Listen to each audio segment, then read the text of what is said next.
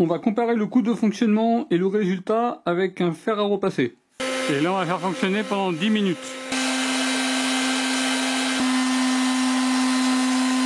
Bonjour tout le monde, présentation du CleanMax, le repasse chemise et chemisier, c'est un produit que j'ai acheté chez Lidl. C'est pour les vêtements, par exemple les chemises, les chemisiers, les t-shirts, les pulls supportant le sèche-linge. Économise du temps et de l'argent par rapport au repassage compliqué. Minuterie, fonction air chaud, la puissance maximale 1800 watts. On y trouve la notice d'utilisation. L'appareil est destiné au séchage du linge essoré en machine. Si vous avez lavé votre linge à la main, vous devez le laisser sécher. Pour une chemise séchée à l'essoreuse, alors je sais pas c'est quoi l'essoreuse, l'opération du séchage-repassage dure environ 10 minutes. Un total de 5 pinces, le manche avec une protection anti-goutte, le cintre, une housse et la base. Sur la partie arrière, le câble d'alimentation. Et là, on a une minuterie. Au minimum, ce sera 5 minutes jusqu'à 30 minutes. Au niveau du montage, on met le tube télescopique. On débloque la partie haute. On lève un petit peu ici. Ensuite, on positionne le cintre. Vous voyez, il va venir se clipser à ce niveau-là. On appuie pour le clipser. Ensuite, on va installer la housse. On passe le corps. On met le col ici. Et après, on passe le bas.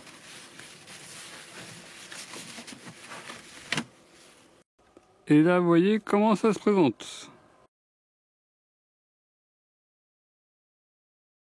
J'ai passé du linge au lave-linge, il a été essoré à 1200 tours minute. Là j'ai un programme rapide, 30 minutes, ça m'a coûté 185 watts. Donc si vous voulez voir d'autres résultats, je vous invite à regarder ma vidéo où je comparais le coût de plein de programmes.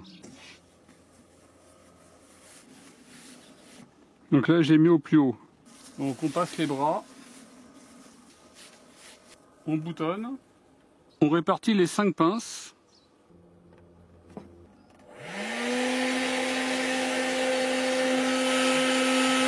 Et là on va faire fonctionner pendant 10 minutes. On est à 1650 watts. Vous voyez ce que ça peut donner.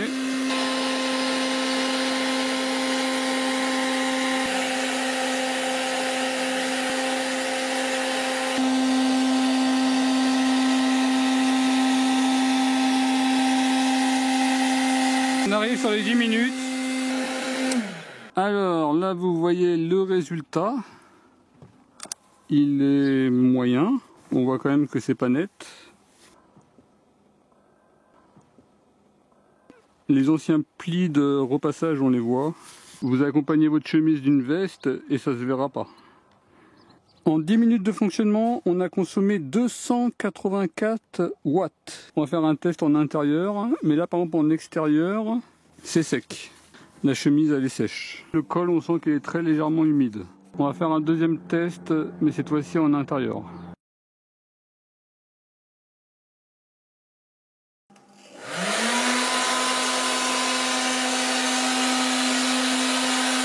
Vous voyez, je trouve qu'il gonfle pas assez en fait.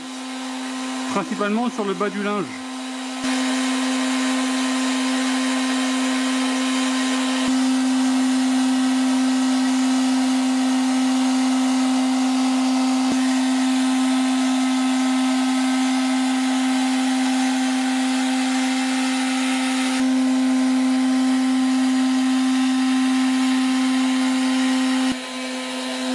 Vous voyez un peu plus de 10 minutes, 284 watts.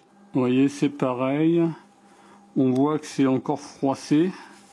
Vous voyez là sur cette partie là on va dire que c'est correct. Vous voyez sur la partie du bas il y a plein de plis. Vous voyez c'est la partie du bas où il gonfle moins bien, où il y a le plus de plis en fait. Vous voyez bon là il y a plein de plis. Et là le col on sent également qu'il est un petit peu humide. Vous voyez d'ailleurs on voit que c'est plus bleu sur la partie haute. Vous voyez c'est plus humide. Là vous voyez l'arrière de la chemise. Là également il y a plein de plis. Je dirais plus sur l'arrière que sur le devant. On va faire un pull. Là c'est beaucoup plus humide que les chemises. A priori, j'ai un problème sur mon minuteur. Regardez. Là, je mets 5 minutes.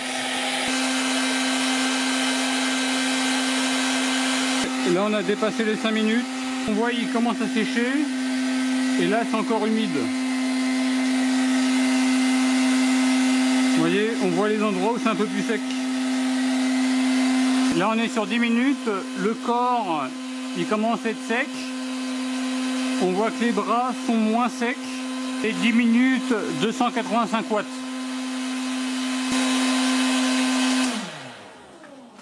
Ah, ben il s'est arrêté. Alors, j'ai mis la première lumière et finalement, il s'est arrêté au bout de 11 minutes. Là, j'avais mis 5 minutes, il a fonctionné 11 minutes et 303 watts consommés. Vous voyez, le minuteur fonctionne, mais par contre, au niveau des temps, c'est bizarre. On voit que la partie basse, elle est un petit peu humide. Le corps est sec. Au niveau des bras, c'est pas trop mal également, c'est pratiquement sec. Et toujours les extrémités qui sont encore humides. Également à ce niveau-là, c'est encore humide. Il faut laisser au moins 15 minutes. On va continuer pendant 5 minutes. Donc là, on arrive sur 15 minutes, on va arrêter. Vous voyez, 415 watts. Le bas du milieu n'est pas encore totalement sec, principalement à l'endroit où il y a les pinces. Les manches sont secs, le bout des manches n'est pas sec. Et le col, vous voyez, il est encore humide. Il faudrait au minimum 20 minutes. Et encore, je ne sais même pas si 20 minutes, il aurait tout fini. 15 minutes, 418 watts. Avec le pull, on a quand même un meilleur résultat. Mais toujours le bas, on voit que c'est moins bien repassé sur la partie basse. Et à l'endroit où il y avait les pinces, vous voyez, c'est plus humide. Vous voyez, partie arrière, au niveau des pinces, c'est humide. Là, c'est sec. Et là, c'est un petit peu humide sur la partie haute. Au niveau du dos, c'est correct.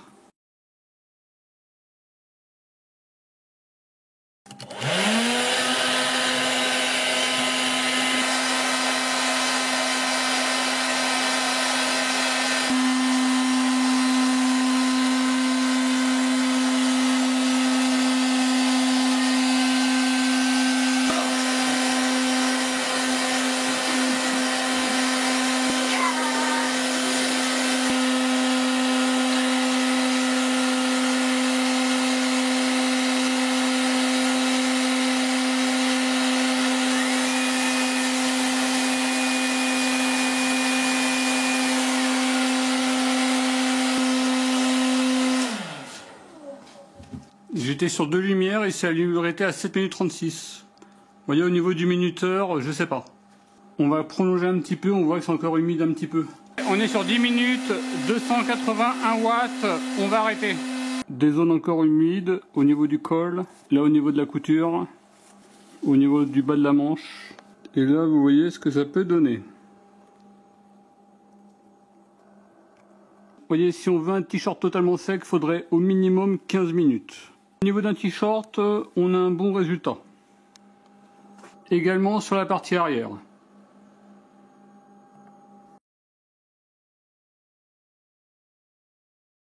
On va comparer le coût de fonctionnement et le résultat avec un fer à repasser. Là, on est sur un fer Lidl 2200 watts. On vient d'allumer le fer. Pour l'instant, on est sur du 2000 watts pour 2200 annoncé. Alors par contre, c'est super rapide. C'est déjà chaud en 23 secondes. Là, vous voyez la chemise avant repassage. C'était 12 watts pour la mise en chauffe. Alors, c'est terminé. On débranche. Sur à peu près 5 minutes de fonctionnement, le fer, il aura fonctionné pendant 2 minutes 39 pour un total de consommation de 84 watts. Là, vous voyez les 3 chemises qui ont été faites. Celle au milieu au fer à repasser Lidl et celle aux extrémités avec le Clean Max. Là, on est à peu près sur 4-5 minutes et là, on est sur 10 minutes. En termes de consommation, à peu près 84 watts et là, on est sur à peu près 285 watts. Un temps 2 fois supérieur et une consommation 3,3 fois supérieure au fer à repasser. Et là, vous voyez la chemise qui a été faite par mon ami. Un résultat exceptionnel. Elle écoute. Là, vous voyez le Clean Max, la première que j'ai faite. Vous voyez, au final, je trouve que ça passe. Vous voyez. Alors, par contre, celle-ci qui a été également faite au Clean Max, c'est une catastrophe. Elle est totalement froissée encore. Mon ami, quand elle a vu cette chemise, elle s'est dit, bah non, tu l'as pas faite. Bah si, je l'ai faite. Est-ce que c'est la matière par rapport à celle-ci? C'est marqué repassage facile. Et au final, ça va. Là par contre, je sais pas c'est en quelle matière, mais c'est une catastrophe. Vous voyez ce que ça peut donner. Là, vous voyez le pull. Vous voyez, c'est pas trop mal. On voit que la partie basse est moins bien repassée. Au niveau du t-shirt, bon résultat. On voit que la partie manche est un petit peu moins bien repassée. Et par endroits, on sent que c'est encore un petit peu humide. Dernier test non prévu, c'est que j'ai vu dans la photo Lidl du produit qui mettait un élément de serrage au milieu. Au niveau de la photo, je pense qu'il doit être là, mais derrière la grosse flèche rouge. Donc j'ai pas pensé à le mettre au milieu, donc là on va faire un test très rapide au milieu. Allez, c'est parti pour 10 minutes. À noter que la chemise sera plus sèche que ce matin. On est sur 10 minutes. Par exemple, le côté gauche, il a l'air mieux que le côté droit. Je regardais les rushs et c'est vrai que côté gauche, on voit qu'il était moins froissé que le côté droit. Et au final, on a eu un meilleur résultat côté gauche que côté droit. Sur des vêtements peu froissés, on peut avoir un résultat correct. Et plus ça sera froissé, plus ça sera compliqué. Voilà pour la petite présentation de CleanMax. Alors sur t-shirt, pull, on a un résultat correct. Également sur certaines chemises, ça peut passer. Par contre, sur d'autres chemises, on a vu que c'était catastrophique. Bon, après, il faudrait voir quel type de matière il est plus efficace ou pas. Au niveau des avantages, il sèche et repasse. Assez simple d'utilisation, ça demande peu d'entretien. Au niveau des points négatifs, le bruit. Au niveau de 10 minutes pour des chemises, elles sont pas totalement sèches. Au niveau des cols, sur des pulls, il faut au moins 15 voire 20 minutes. Le minuteur qui est totalement imprécis et ils auraient pu mettre au moins à côté des points rouges le temps de fonctionnement. Vous voyez, sur des vêtements secs, je pense que des petits défroisseurs à main, c'est plus efficace. On aura des meilleurs résultats. Si vous cherchez des petits testeurs de consommation, je vous mettrai tout en description de la vidéo. En tout cas, je vous remercie d'avoir regardé cette vidéo et je vous dis à très bientôt. Au revoir.